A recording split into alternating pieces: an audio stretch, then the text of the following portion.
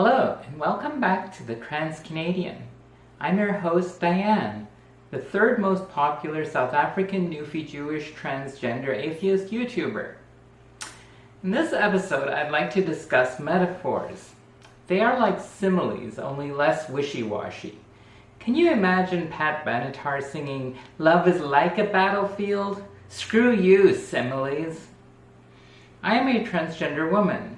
That means that I was assigned male at birth, because the doctor made some reasonable assumptions based on my appearance. I have since changed my appearance to match my gender identity as closely as possible. Unlike the rest of you lot, the doctor who saw me as a newborn would absolutely not recognize me today.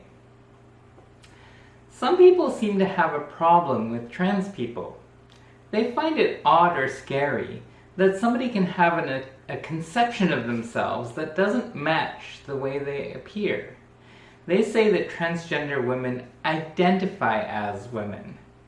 Then, of course, some wag amongst those who have problems with transgender people came up with the slogan, "I identify as an attack helicopter," and the memosphere lit up like a Christmas tree.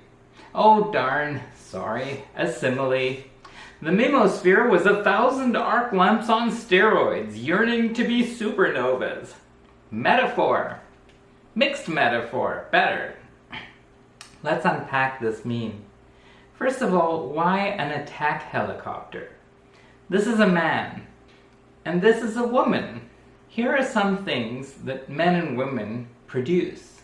Music, visual art, literature, gardens, children. This is an attack helicopter. Here are some things that attack helicopters produce. Destruction, pain, misery, death.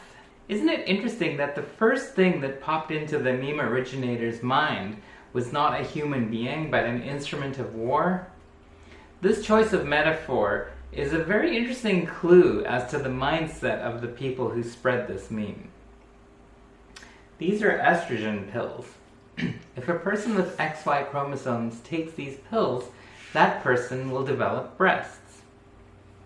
This is testosterone.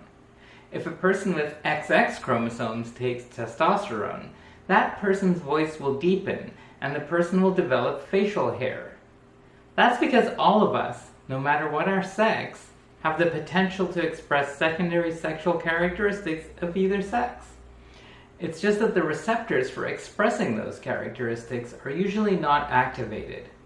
This is nature's equivalent of code reuse. In a very real sense, we're all combinations of male and female, some parts expressed and some latent. I'm not aware of any hormones that will make you grow rotors or landing gear. But hey, maybe the pharmaceutical companies are working on it.